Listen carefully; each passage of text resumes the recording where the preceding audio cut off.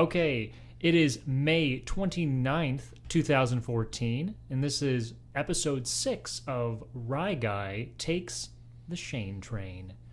And Shane, why don't you kick us off with our first topic of the night? All right, well, our first topic is movies, books, or music you associate with the summer season. Fair enough. Yeah. And since you kind of introduced the question, would you like to share first? I will. I'll go first. So I will go with the Lord of the Rings trilogy for the summer season. Extrapolate. I will. Every year, 2 years in a row now, Inez and I have gone to Ravinia, and they do the Chicago Symphony Orchestra accompaniment to the Lord of the Rings movie. So it's the full orchestra doing the full score music to Lord of the Rings, and we're doing it again this year, which is super cool. And it's just awesome because we just go and sit in the lawn, the park there at Ravinia, and just it's simply delightful. Now, for anyone not in Chicago, I want to explain what Ravinia is. Yeah, there you go. Ravinia is it's north of Chicago. It's like near Evanston, north of Chicago. It's this music venue, I guess. So they've got this big lawn area, and then they've got this big like amphitheater area with seats. And normally it's reserved for music venues. They do a lot of orchestra stuff there, and other like bands will come and perform there, and they do movies there a lot. But this I think, I'm sure they do it with other movies, but this is the only movie that I've been to there where they actually do the full orchestral score to the movie, and it's nice because we always do it in the summer, and now just having done that year after year now, and this would be the third year coming up. It's just sort of ingrained. It's like, oh, it's late summer now. We're gonna go, take some fancy snacks and some wine and sit out and listen to the orchestra play the score to the Lord of the Rings movies. And it's the entire trilogy? Yeah.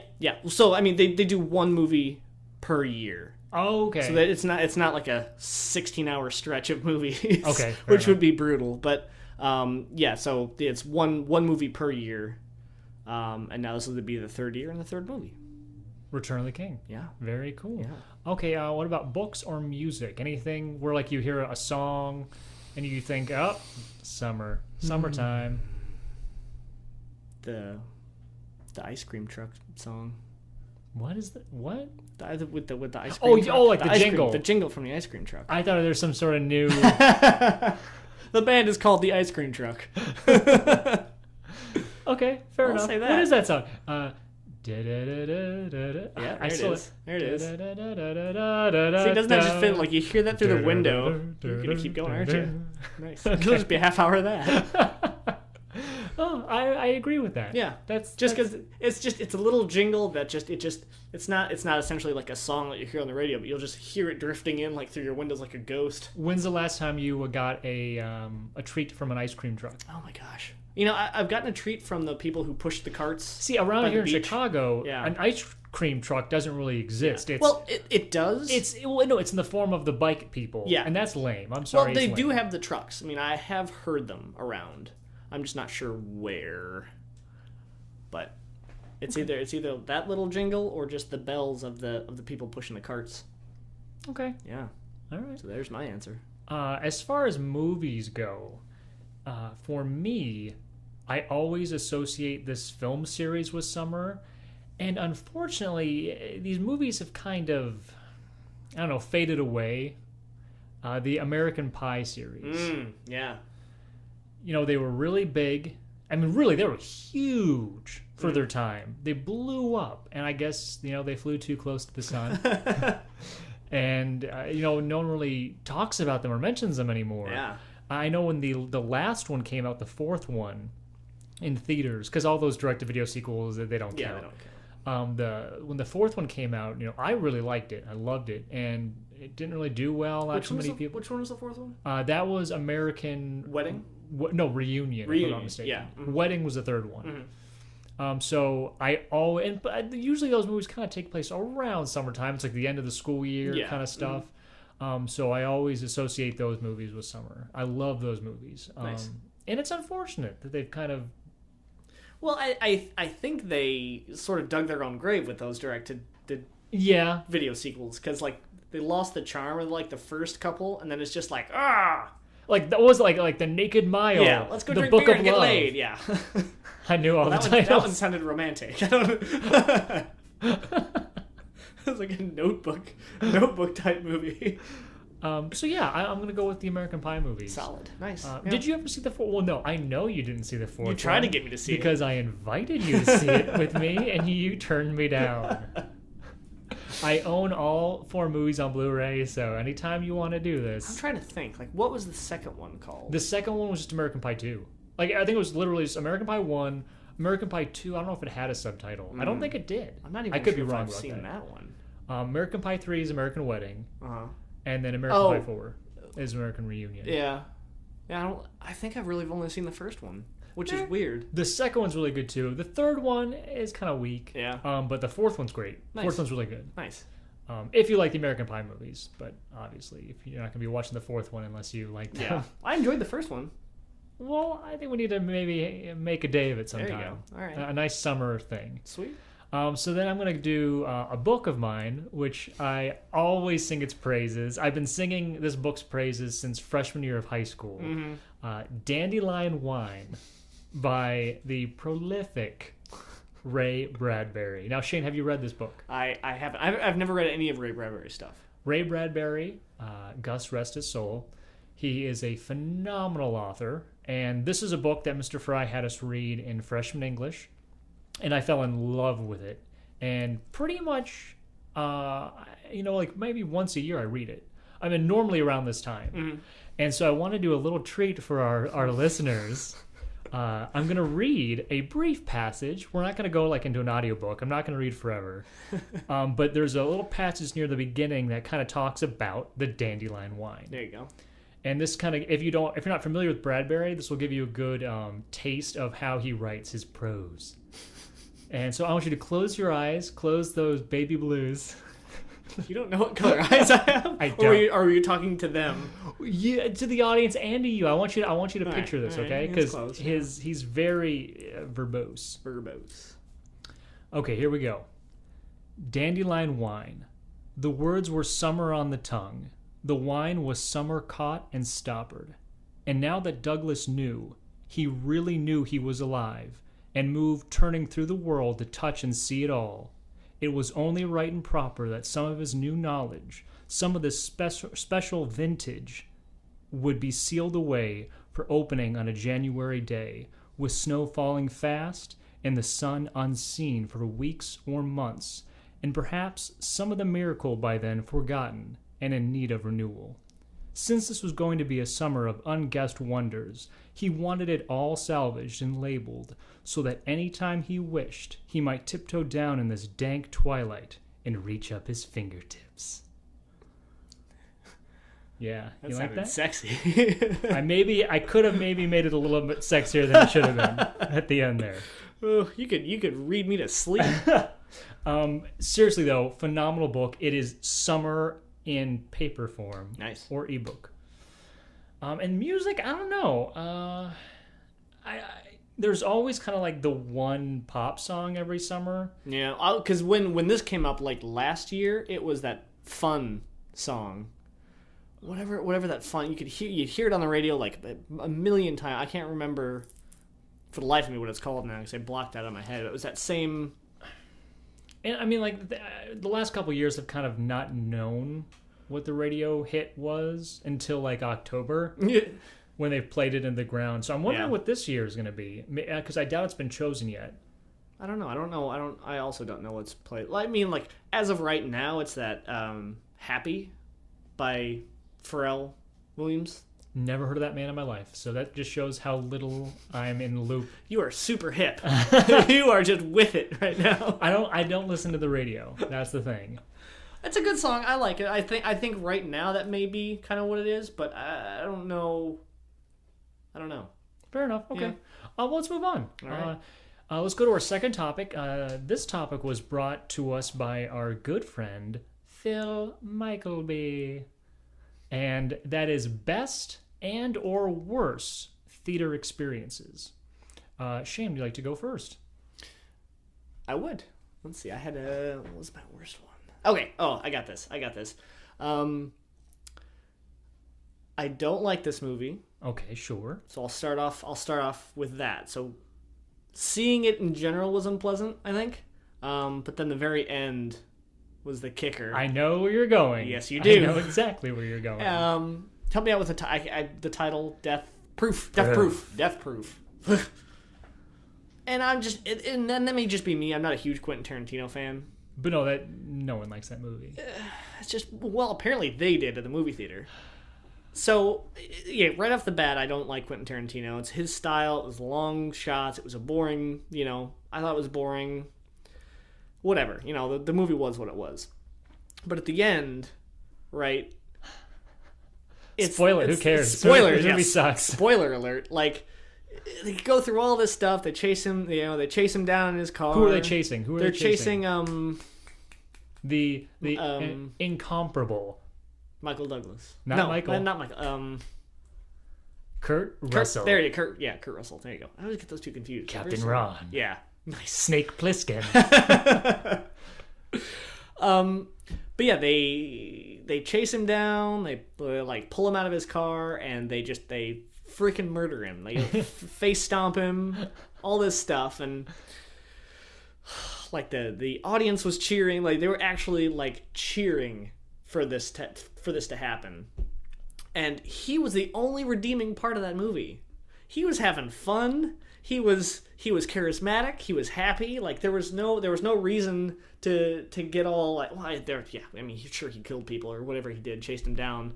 But it seemed like overkill, like hurrah, we got him sort of thing, and everyone was cheering. And I remember I was just sitting there like bile rising in my throat with anger.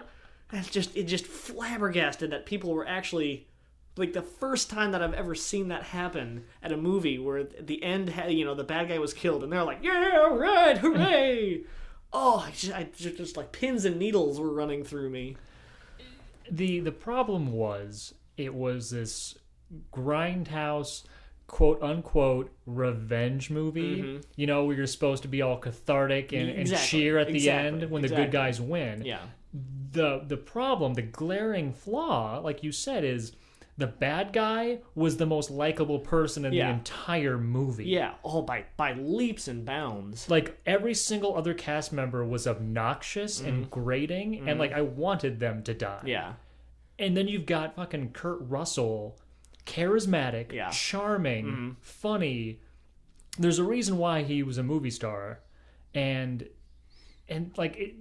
there's no way that catharsis was earned. Yeah, I have no idea why the audience was like whooping and cheering. They were. That was just insane. Like they watched a completely different film. Yeah. What I saw was the film's greatest character being murdered by people that we had just seen an hour, like eating dinner and whining. Like, that's what, up until that point, because there was that scene in like the diner where it's just that circular shot of them complaining while eating. And then they go and ruin everything. So yeah, okay, I agree with that. Now, do you have a best movie theater experience? I'd say like one of my favorites was when we saw Shaun of the Dead for the first time. Oh, at the Bruin View. Mm-hmm. Okay, sure. Right. It's been a long time. I don't remember if the audience was good. I'm sure it was just the typical Bruin View audience. If I'm not mistaken, the audience wasn't too big. Yeah, it was pretty. I mean, the Bruin View there was pretty small anyway, but that was nice. I just thought that was a good. Well, if we're gonna bring up the Bruin View, just in general, I almost every single time we went there, it was a great experience. That's true. Yeah, that was a good one. Yeah. Just any of the midnight shows we'd go to. I mean, those were always consistently good. But in terms of bad though, the only time it was bad is when we saw War of the Worlds for free. Yeah, yep. That's what I was going to bring up too. Yeah, and those ugly people who thought that they were the cast of Mystery Science Theater. Yep. And then we left halfway through. We did. I think that was one of the only movies ever that I've actually gotten up and left at. Yeah, and the thing is, it was free. It was free. So yeah. Obviously, there's some leeway in like how much we could complain, but truly, it was a packed house. Everyone was quiet except for these. It was like a double date. These four ugly people. And and the thing is, like, that sounds super shallow, I know, but like they ruined my movie going experience. They were like ugly on the inside. So like they were already ugly on the inside, and that just amplified them and made me hate them. So I'm gonna be shallow, and they were ugly. And truly, they thought they were Mystery Science Theater 2000. They were eating their own. They didn't shut up the entire movie. Yeah. And no one's laughing. Literally, no one else was laughing except for their nasty girlfriends. Yeah. So anyway, that was a terrible experience. That was pretty bad. Yeah. But on the flip side, Shaun of the Dead, great movie, awesome movie, and I just like I said, the Bruin View, seeing it there, it was good. It was just good, like better than I think the Bruin View here is. It was absolutely like better quality, better picture, better everything. But it was just not it was good. The Chicago Bruin View is like maybe a 3 on a scale of 1 to 10. That's where you go. The movies you've already seen and you don't really want to watch cheap. them. Yeah, well, yeah, I guess so. It's not a movie to go see for the first time there, Oh, absolutely not. Yeah. Okay, well, let me see here. One of my best would have to be kind of one of the more memorable was when I first saw Freddy vs. Jason, August 2003. Just that movie in general was such a long time coming for me because, I mean, they had been talking about it obviously way before me in the 80s, and I knew about it ever since I had seen Jason Goes to Hell, where it ends with the Freddy glove pulling Jason's mask into the ground, and that was in 1993. So 10 years of waiting for that payoff to happen. And so it was truly one of the greatest experiences. This was still like when I was in high school. I think it was junior year for us. And I went and saw the first morning show with my brother and my mom. And so it was the three of us, packed theater. And it was amazing. Like, the audience was loving it, just eating it up for dinner or breakfast, I guess. They were getting into it, cheering and yelling. And normally I don't like that. I'm not a huge fan of that shit. Like when we see the superhero movie midnight shows, I'm not a big fan when people start to scream and cheer and stuff. But it just felt right for this movie. And also when I finally learned about myself that I'm more of a Freddy fan. I love them both. But if someone had a gun to my head, it's Freddy. Because I realized I caught myself being visibly upset when I thought Freddy was going to lose. And I was like, oh, no. But then, of course, at the very end, he winks. And, you could, it was hilarious because half the audience is cheering because they think Jason won. And the other half is silent. You can see those clear divisions. Yeah. And then Freddy winks at the very end. And me. And it was spontaneous. I don't think I cheered the entire movie. But it just came out of me and just cheered. I love that. Such a good experience. Worst experience. I was going to bring up the terrible people at the Bruin View. But then also the second time I saw, and this happens obviously with horror movies, it's going to happen. When I saw Scream 4 for the second time, I saw it with Dan McCallum, last week's guest on the show, and his brother. And almost empty theater, because not a lot of people saw Scream 4. Almost empty theater, and for whatever reason, these two women decided, you know what, there's so much space in this giant multiplex, we should probably sit directly beside these three gentlemen. There's no reason why we shouldn't. So these women sat right next to me, and they talked the entire movie like they were just having lunch or at the nail salon. They were just even louder than if you were to talk, even louder than if you were talking at lunch. Yeah, like they were at a bar at 10 p.m. and they're screaming to hear each other. That's as loud as they were talking, and it wasn't even about the movie. I had no idea why these two women decided to see a movie. And it was the worst experience, but then Dan's brother Ken ended up complaining. I don't know how he did it, but he complained and got us free tickets. Nice. Because we waited till the movie was over. Because I was too chicken. I'm too chicken to complain or anything like that.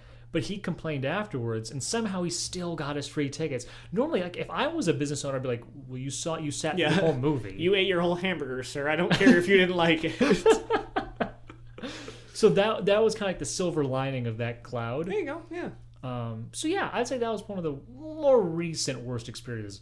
To actually go back to Jason, when I saw Jason X came out a year before Freddy vs. Jason in 2002. I was waiting forever to see that movie too, because it was shot in like 1999 and it was delayed over and over again. And I was so excited to see Jason X.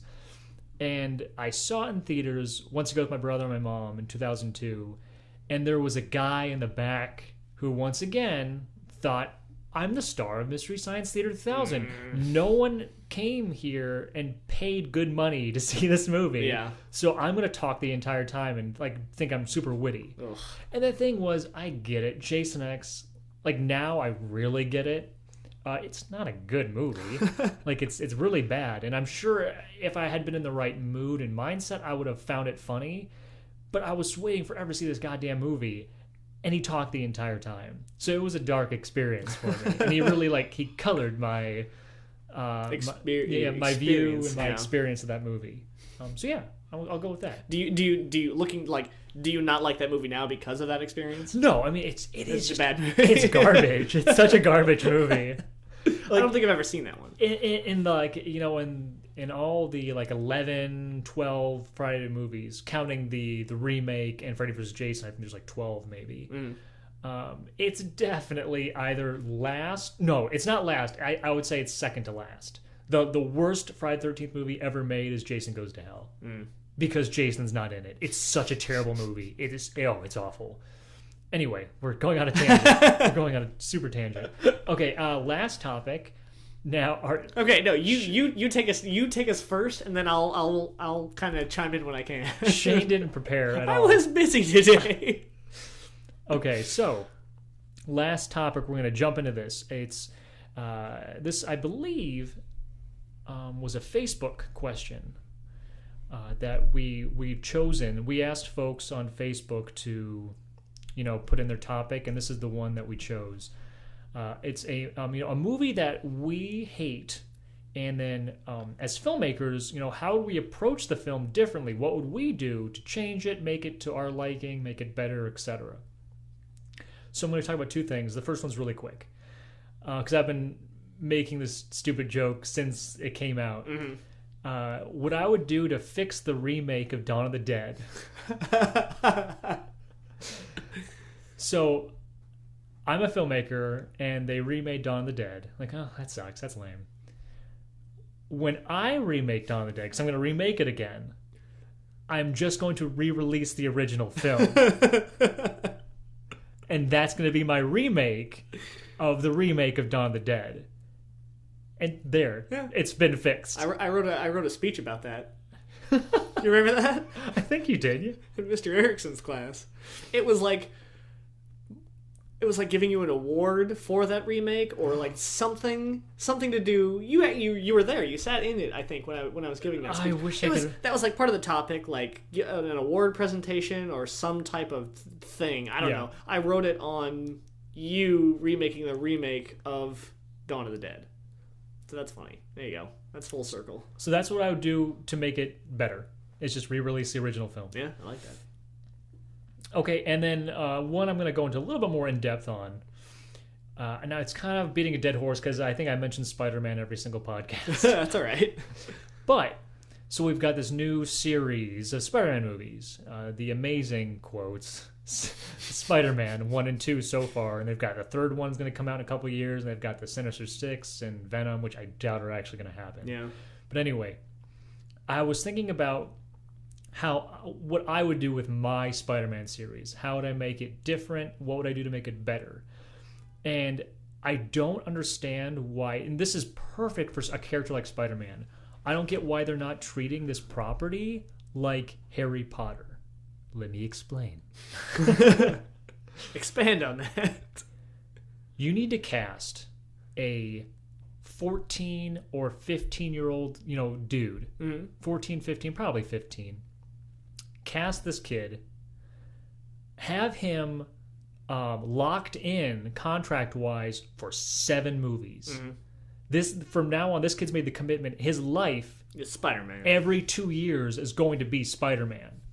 And then everyone else you cast, J. Jonah Jameson, Aunt May, Betty Brant, Mary Jane, whoever, these people are all being cast with the same intention. You guys are in this for 7 movies. Like this is we're gonna watch this main character grow into an adult, and you guys are gonna be right there with him. So that'd be my first thing: is why are they not treating this? Because every single time they've cast Spider-Man, they've cast someone in their very, very late 20s.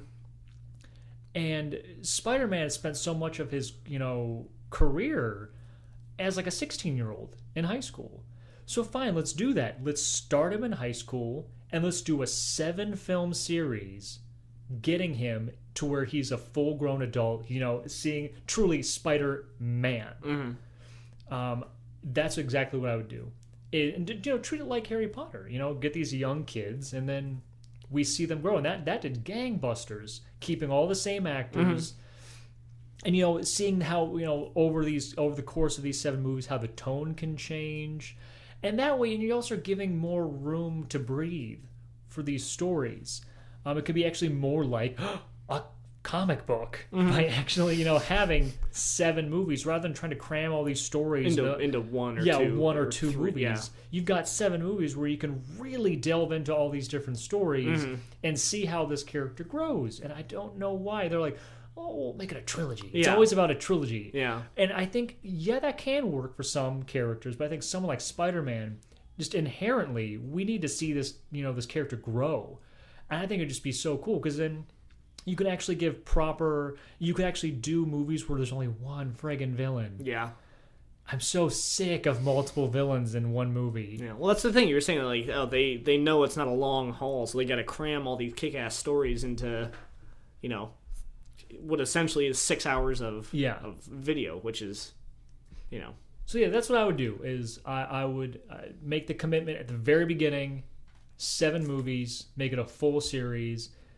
That's what I want to do. And then you all the relationships would have time to breathe. You can actually do a real relationship between Peter and Gwen Stacy, and a real relationship between Peter and Mary Jane. It's gonna be hilarious how they shove that into 30 minutes in the 3rd movie. Yeah. Oh, my girlfriend's dead. Oh, Mary Jane, you're hot. Oh, you're pretty. Come here. So anyway, that's what I would do. Did that spark your curiosity at all? For any of your ideas? I mean, we got a little time left. Yeah, I'm trying to think of movies that I've seen that I've just despised. One movie that's kind of coming to mind. I didn't really despise it that much. But Where the Wild Things Are. Okay, sure. I never saw it, but keep going. I liked it for what it was, what it did. It was good. It's just that the tone of it seemed weird. Spike Jonze, right? He's the one who did it. He was going for that angry childhood type feel, which makes perfect sense because that's what the book was about. This kid throwing a fit and he goes off to Dreamland to hang out with these monsters, whatever. Sweet. Yeah. And that's essentially what happened. But they played it in such a way where it was just they went too far with it. They took that idea and they took it way over where they should have, I think. And I don't think the kid was a very good actor. He was I think that's the only thing he's ever been in. I was going to say, has he done anything else? I don't think so. I think he did that and he just sort of went away, which, whatever. But, it seems like they gave him one direction and it was just okay, go be a brat, Just go be a mean, bratty kid. Which, sure, works, in the tone. And what they were doing, it was just the tone of it seemed really strange. I liked the costumes and everything technically was really cool. They really did a good job there, but I definitely would have toned that theme down. Because there was a scene at the beginning where he's having a snowball fight with his brother or these neighborhood kids, and he gets hit by one snowball and all of a sudden he's like, "Oh, come on, man!" And it's he's throwing a fit, he's getting all red in the face, and it's one of those things where it just the tone just switches like in a flip, you know? Is he supposed to like have a social disorder? I feel like I mean- I feel like if it's Spike Jones and like from the trailers I saw, I'm Yeah. assuming he has some sort of super serious social disorder. Not really. Not any that's stated. You know, it's not like, oh, he's got OCD or he's got some weird, you know, thing going on. But it's definitely like there's something wrong with him. You know, it's he needs almost a spank on the bottom. Is what he needs. he needs a good hard like slap in the face. You know, don't be a brat. But yeah, that's something I definitely would have toned down because otherwise I think it could have been a kick-ass movie, and it was it was just one of those things where they took too much of their own medicine. Okay. Yeah. All right. Yeah. Well, that's all the time we have. Yeah. We're trying to keep this one shorter. Yeah, we're trying to be shorter with Yeah. this. Half an hour. So, hope you enjoyed listening. Thank you to those super fans who suggested topics. Keep doing it. Keep sending in your emails. Yeah. We need more of a bevy of questions to choose from. Yes, I mean obviously we've got some now stored up in the bank that we can go to, but I mean never stop. Yeah. Never stop. Okay, great. Well, thank you for listening. All right. And this is Ryan Cerny, And Shane Collins. and we'll see you next time. All right. Bye-bye.